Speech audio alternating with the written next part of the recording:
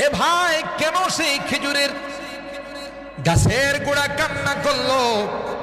ওই কান্না করে আর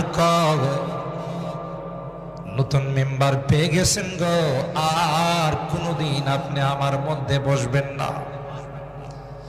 এ পয়গম্বর, দীর্ঘদিন পর্যন্ত আমি আপনার সংস্রবী ছিলাম পয়গম্বর, আজ থেকে তো আপনার জিসিম মুবারক, আপনার দেহ মুবারক আমার মধ্যে বসবে না, আমি সহ্য করতে পারবো না। তাই বিরহ বেদনা সহ্য করতে না পেরে আমি কান্না শুরু করে দিলাম।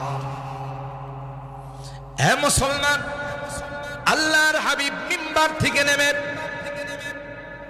ওই খেজুরের গাছের গোড়াকে সিনা মুবারকের সঙ্গে জড়াইয়া সান্ত্বনা